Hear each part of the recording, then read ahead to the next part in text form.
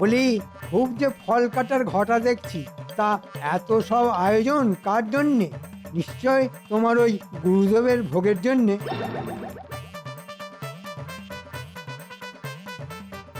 ছি ছি, এমন করে বলতে আছে নাকি?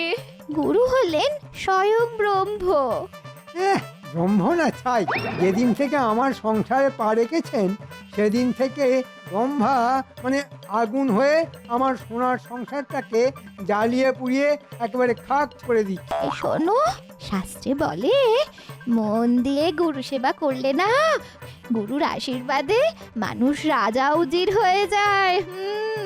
রাজা উচিত হবো কিনা জানি না, তবে এমন চলতে থাকলে কদিনেই যে ফকির হয়ে যাব সেটা আমি বেশ বুঝতে পারছি। তাই যেমন করেই হোক গুরুদেবকে ভাগাও, না হলে আমি একদিন ওকে রাস্তার পথটা দেখিয়ে দেব, এই বলে দিলাম। হ্যাঁ,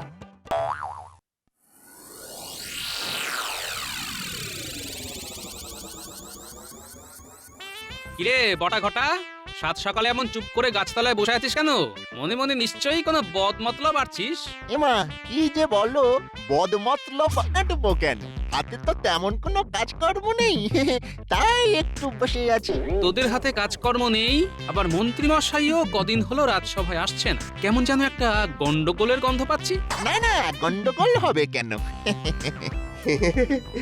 আসলে আসলে ওই মন্ত্রী মশাইয়ের বাড়িতে তার বউয়ের গুরুদেব এসেছে, তাই তাকে নিয়ে মন্ত্রী মশাই খুব ব্যস্ত। বেশ বেশ বেশ, গুরু সেবা মহাধর্ম। শুনেছি মন দিয়ে গুরু সেবা করলে পাজি লোক নাকি পাল্টে একেবারে ভালো মানুষ হয়ে যায়। ভালো ভালো, মন দিয়ে গুরু সেবা করতে দে মন্ত্রী মশাইকে।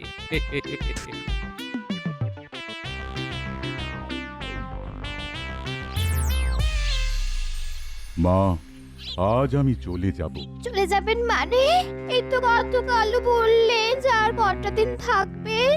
হ্যাঁ বলেছিলাম বটে, তবে আমি ভেবে দেখলাম আমি গৃহত্যাগী সন্ন্যাসী, বেশি দিন সংসারের মধ্যে থেকে কেমন মায়ায় আবদ্ধ হয়ে পড়েছি। নিজের কানে যা শুনলাম তাতে আর বেশি দিন থাকলে তোর স্বামীর কাছে হয়তো ঘাত ধাক্কা খেতে হবে। না রে মা, একবার যখন মনস্থির করে ফেলেছি তখন আমায় যেতে দে।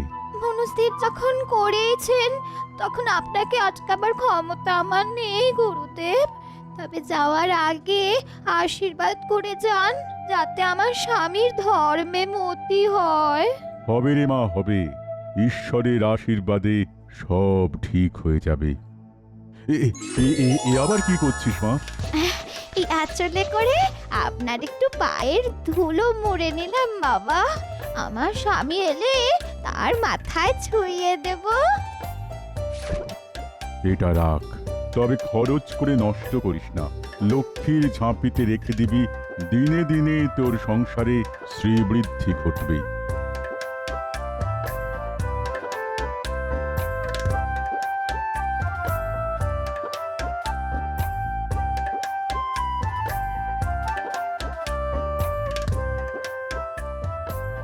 কি গো দাদু, কোথায় যাচ্ছো? ওই যে তোর বড়ি খাড়া আর খাড়া বড়ি তোর। মানে? এ মা, বুঝতে পারলি না? রাজসভায়। ঠিক ধরেছিস। দাদু, রাজসভা থেকে ফিরে এসে আজ কিন্তু তোমাকে একটা গল্প শোনাতে হবে। আচ্ছা আচ্ছা, শোনাবো শোনাবো, এখন যেতে দে দেখি, না হলে আবার রাজসভায় যেতে দেরি হয়ে যাবে।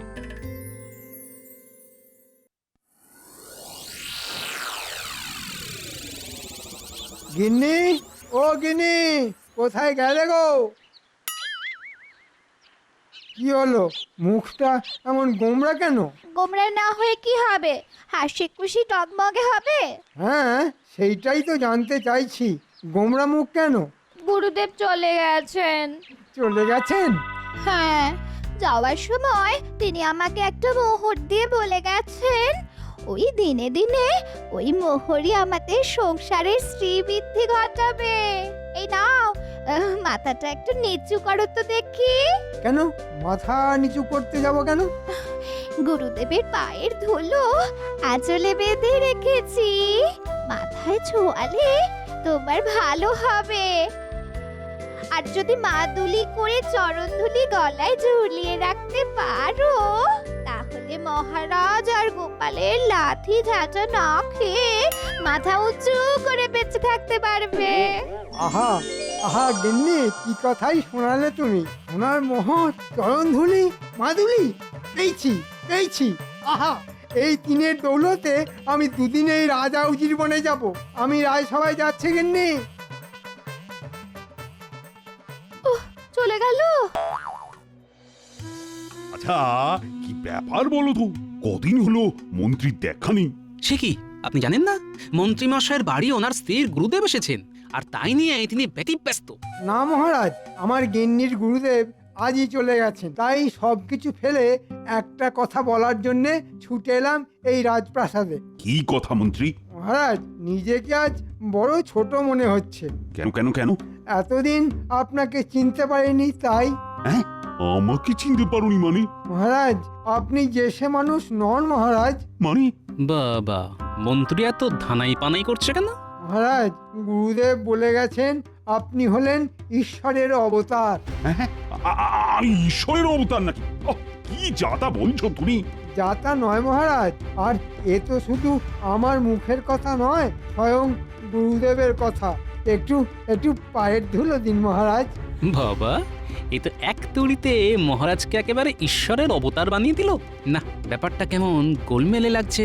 গুরুদেব আরো বলে গেছেন, এই রাজ্যের সব মানুষ যদি সোনার মাদুলিতে আপনার মতো ঈশ্বরের অবতারের চরণধুলি ভরে গলায় পড়ে, তাহলে তাদের সকলেরই শ্রীবৃদ্ধি হবে।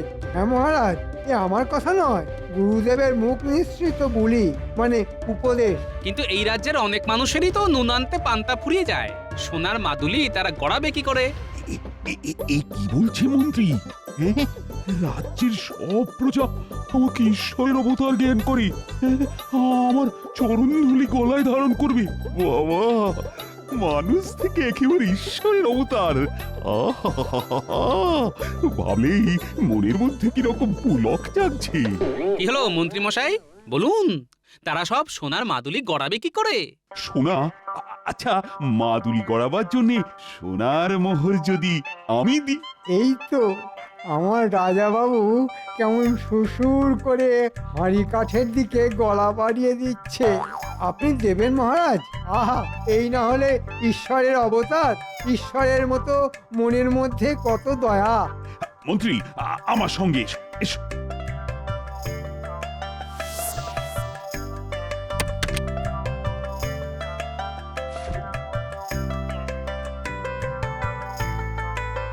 মন্ত্রী, ভেতরে এসো। আসছি মহারাজ। এই নাও মোহরের থলি। 50টা মতো আছে। এই মোহর ভাঙিয়ে শ্যাকরাকে দিয়ে অনেক সোনার মাদুলি বানাবে। আর মাদুলি বানানো হয়ে গেলে তাতে আমার পদধূলি ভরে প্রত্যেক প্রজাকে দিয়ে দেবে। 50টায় কি আর হবে রাজা বাবু, আমার যে আরো অনেক সোনার মোহর চাই। ঠিক আছে মহারাজ, তাই হবে। তবে 50টা মোহরে তো সকলের মাদুলি হবে না। ও, তাহলে কটা লাগবে? সেটা ঠিক বলতে পারছি না, তবে মনে হয় একটা মোহরে বড় জোর 2টো মাদুলি হতে পারে। ঠিক আছে, ঠিক আছে, মোহরের কথা চিন্তা করো না তো।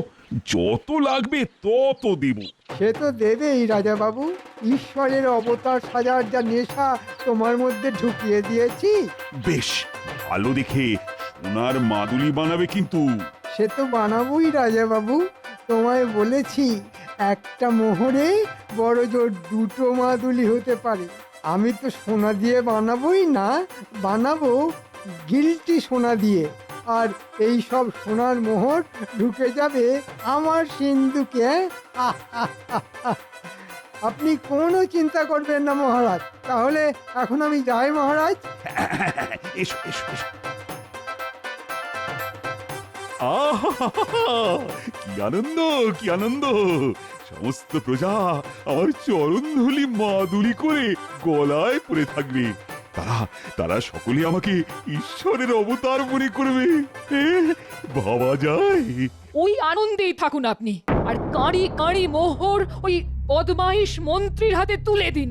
ছি ছি ছি ছি ছি ছি, এ কি মতিভ্রম হলো আপনার? সামান্য মানুষ কি কখনো ঈশ্বরের অবতার হতে পারে? কেন কেন কেন কেন হতে পারে না? আরে, আমি তো কোনো সামান্য মানুষ নই, আমি রাজা, মহারাজা। হ্যাঁ মানছি, হ্যাঁ মানছি আপনি রাজা, আর 5টা রাজার মতনই দোষে গুণে কামনায় বাসনায় ভরা সামান্য এক রাজা। আর আপনি যদি সত্যি ঈশ্বরের অবতার হতেন তাহলে এই সংসার এই রাজত্ব ছেড়ে কবেই হিমালয়ে চলে যেতেন। আচ্ছা, আমি ঈশ্বরের অবতার হলে তোমার গায়ে তো জ্বালা ধরছে কেন বলতো? ও হা হা, বুঝতে পেরেছি। হিংসাতে জ্বলে পুড়ে যাচ্ছ, তাই এত কথা বলছো না? হিংসে? আপনার ভালো কিছু হলে সব থেকে খুশি তো আমিই হব মহারাজ, আমিই হব। কিন্তু তবু আমি খুশি হতে পারছি না। কেন জানেন?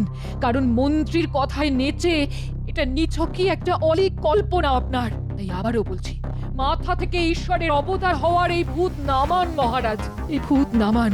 নিজের পায়ের ধুলো প্রজাদের গলায় পরিয়ার পাপ বাড়াবেন না মহারাজ। বেশ, গলায় পরাব। এতে যদি তোমার আপত্তি থাকে তাহলে তাহলে বাপের বাড়ি চলে যেতে পারো। এত বড় কথা বললেন। ঠিক আছে, তাই যাব। তবে এ কথা বলে রাখছি, একদিন আপনি ঠিক বুঝতে পারবেন মন্ত্রীর কথায় নেচে কি মারাত্মক ভুলটা আপনি করেছেন। আজ মেজাজ দেখিয়ে চলে যাচ্ছ তো, কিন্তু কিন্তু এমন একদিন আসবে যেদিন আমাকে ঈশ্বরের অবতার জ্ঞান করে তোমাকেও আমার চরণধুলি মাদুলি করে নিজের গলায় ধারণ করতে হবে।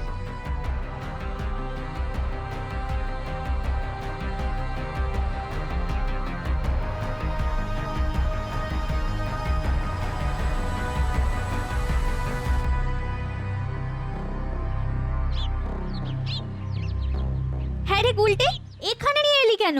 মন্ত্রীমশাইয়ের বাগানে না অনেক ফুল ফুটেছে, চল কিছু ফুল তুলে নিয়ে যাই।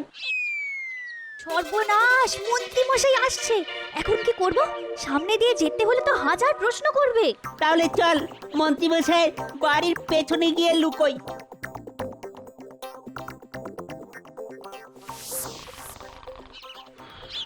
গিন্নি, কোথায় গেলে গো গিন্নি? সবে দু চোখের পাতা একটু এক করেছিলাম, অমনি গিন্নি গিন্নি করে দিলে তো আমার কাঁচা ঘুমটা ভাঙিয়ে। গিন্নি, এখন এমন একটা কথা শোনাবো না, যা শুনলে তোমার চোখ থেকে সব ঘুম উড়ে যাবে। সব ঘুম উড়ে যাবে? সব ঘুম উড়ে গেলে আমি কি করব? শুধু মোহর গুনবে গিন্নি, শুধু মোহর গুনবে। মোহর গুনবো? এই, তোমার মাথা কি খারাপ হয়ে গেছে? না গো গিন্নি, খারাপ নয়, এই দেখো। ও মা, এত এত মোহর কোথায় পেলে? কোথায় পেলে গো? মহারাজকে সে বুদ্ধ বানিয়ে নিয়ে এসেছি। মহারাজ এখন ঈশ্বরের অবতার হওয়ার ইচ্ছে নেচে উঠেছেন, আর তাকে মাদর নাচ নাচিয়ে কোষাগারের সব মোহর আমি ধীরে ধীরে ফাঁকা করে দেবো। হ্যাঁ, কিন্তু মহারাজকে বুদ্ধ বানালে কি করে? বলো বলো। কি বলছিস কি রে তোরা? হ্যাঁ গো দাদু, ঠিকই বলছি। এরকম একটা সন্দেহ আমারও হয়েছিল। মন্ত্রী মশাই বলছিল যে মহারাজ এখন নাকি ঈশ্বর হওয়ার ইচ্ছায় নেচে উঠেছেন, আর তাকে বাদর নাচ নাচিয়ে কোষাগারের সব মোহর ধীরে ধীরে ফাঁকা করে দেবে। পুরো ব্যাপারটা তাহলে একটা ষড়যন্ত্র। ঠিক আছে, মন্ত্রীর ওপর নজর রাখতে হবে, বুঝলি? তোরা এখন বাড়ি যা, তবে আরো কিছু খবর পেলে তক্ষুনি আমায় এসে জানাবি। ঠিক আছে দাদু।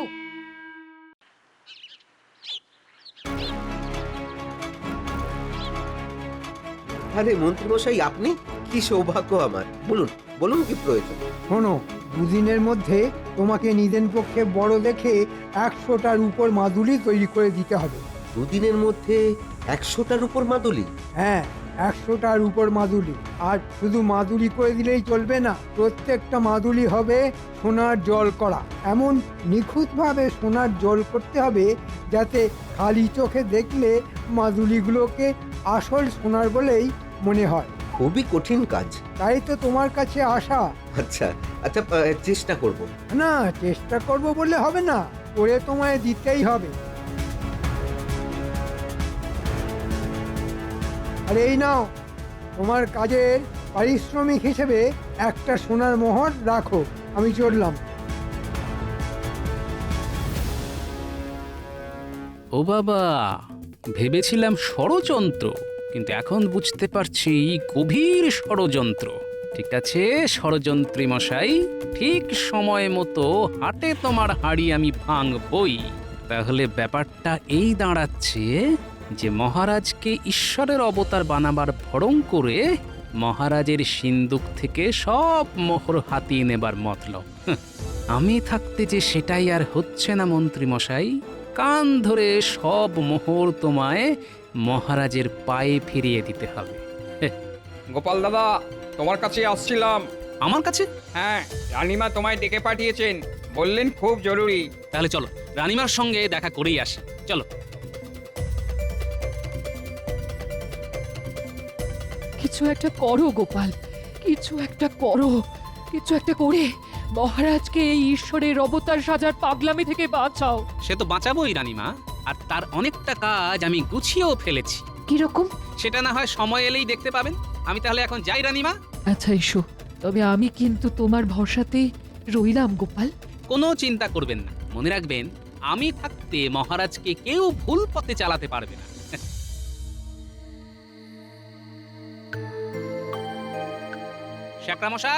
শ্যাকরামশাই বাড়ি আছে নাকি?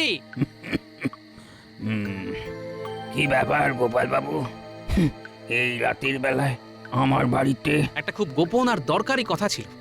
বলুন। তাহলে বুঝতে পারলেন তো আপনাকে কি করতে হবে? হ্যাঁ, বিলক্ষণ বুঝতে পেরেছি। তাহলে খবর পাঠালেই চলে আসবেন। ঠিক আছে গোপাল বাবু।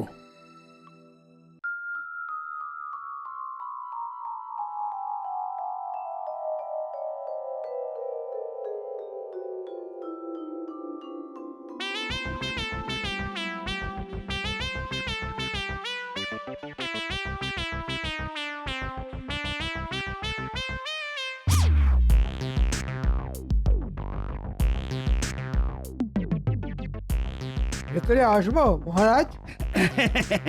এসো এসো এসো। এই গামলার ধুলোয় আপনি পা ঘষে দিন মহারাজ। মাদুলিতে ভরে এই ধুলো আমি 100টা প্রজাকে দিয়ে দেব। তারা মাদুলি গলায় পরে আপনার সামনে এসে দাঁড়াবে। তাই নাকি? কিন্তু কিন্তু বাকি প্রজারা? সকলেই পড়বে মহারাজ, তবে ও, আরো মোহর লাগবে তো? আরে ঠিক আছে দিচ্ছি। এই নাও, এতে আরো 100 মোহর আছে। জয় ঈশ্বরের অবতারের জয়। জয় জয় মহারাজের জয়, জয় জয় মহারাজের জয়, জয় জয় মহারাজের জয়। দূর বেটারা, কি সব উল্টো পাল্টা বলছিস? বল ঈশ্বরের অবতারের জয়, জয় ঈশ্বরের অবতারের জয়। মহারাজের জয় হোক। অর্বাচীনের মতো মহারাজের জয় হোক বলে গলা ফাটিও না গোপাল, বরং ঈশ্বরের অবতারের জয় বলে গলা ফাটাও, তাতে তোমার ভালো হবে। তাই নাকি? কিন্তু মন্ত্রীমশাই, সবকিছু যাচাই না করে আমি তো গলা ফাটাই না। কি যাচাই করবে? মহারাজের ঈশ্বরত্ব? মোটেই না। আমি যাচাই করব এই সব মানুষগুলো গলায় যে সোনার মাদুলি পড়ে আছে সেইগুলো। মানে? শ্যাকরামশাই, আপনার কোষ্ঠী পাথরটা নিয়ে এদিকে আসুন তো। গোপাল আবার এই পুরো স্যাগরাটাকে নিয়ে এলো কেন? সর্বনাশ! তাহলে কি কিছু সন্দেহ করেছে? শ্যাকরামশাই, একজনের গলা থেকে সোনার মাদুলি খুলে আপনার কোষ্ঠী পাথরে ঘষে একটু পরীক্ষা করে দেখুন তো যে মাদুলির সোনা আসল না নকল। এই এসব কি বলছো গোপাল? মাদুলির সোনা নকল হতে যাবে কেন? অধৈর্য হবেন না মহারাজ, একটু পরেই সব কিছু প্রমাণ হয়ে যাবে। এই না হলে গোপাল।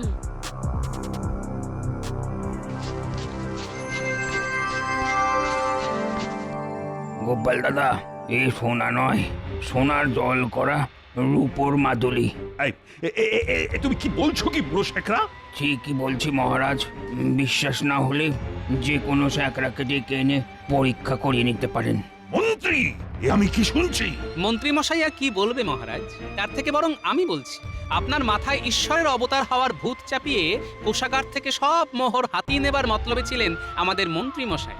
চরণ ধুলি ভরা সোনার মাদুলি ছিল একটা বাহানা। ও বুঝতে পেরেছি, সব কিছু এখন জলের মতো পরিষ্কার হয়ে গেল আমার কাছে। ছি ছি ছি ছি ছি, কত বড় একটা পাপ করতে যাচ্ছিলাম আমি। আমি আগেই বলেছিলাম মহারাজ, 5টা রাজার মতো আপনিও একজন রাজা। তবে মনে রাখবেন, ভালো রাজা হলেও আপনি ঈশ্বরের অবতার হতে পারেন না। ঠিক ঠিক, আমার মতো রাজা কি কখনো ঈশ্বরের অবতার হয়? না, হতে পারে। ছি ছি ছি ছি ছি, আমি আমার নিজের পায়ের ধুলো আমার আদরের প্রজাদের গলায় পরিয়েছি। তোমরা তোমরা সকলে ক্ষমা করো আমাকে। আর এক্ষুনি এক্ষুনি গলা থেকে ওই মাদুরি খুলে ফেলে দাও।